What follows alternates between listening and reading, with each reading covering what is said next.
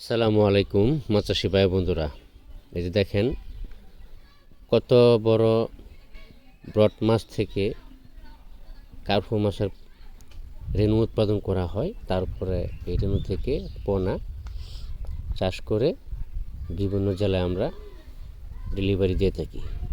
যারা রেণু নিতে চাষ করতে আগ্রহী রেণু নিতে পারবেন, এবং কি যারা পোনা নিতে চাষ করতে আগ্রহী পোনাও নিতে পারবেন। এই যে দেখেন কত বড় 3 কেজি, 3.5 কেজি, 4 কেজি ওজনের যে বড় বড় কার্পু মাছ আছে, এগুলো থেকে রেণু উৎপাদন করে তারপর আমরা পোনা বিভিন্ন জেলায় বিক্রি করি। দেখেন এই মাছগুলো কত সুন্দর মাছ, এই যে সাথে হাঙ্গারি আছে বা কার্পু আছে, সাদা কার্পু। এই দেখেন আসলে কার্পু মাছের মধ্যে একটু ভেজাল আছে, যেমন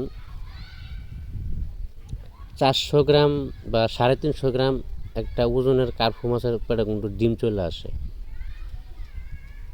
জাত খারাপ বা জাত ছোট।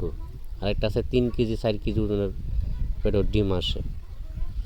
এই জাত দেখে কিনতে হবে।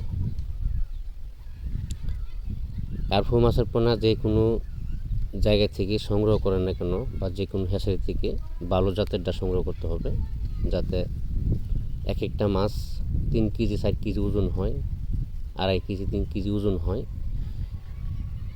সংগ্রহ করার সময় আপনার বড় ব্রড মাছ থেকে যে উৎপাদিত পোনাগুলো আছে, এই ধরনের মাছের পোনা সংগ্রহ করতে হবে। যে জায়গায় মাছের অর্ডার দিবেন বলে নেবেন যে ভাই আমারে এ গ্রেডের মাছটা দিতে।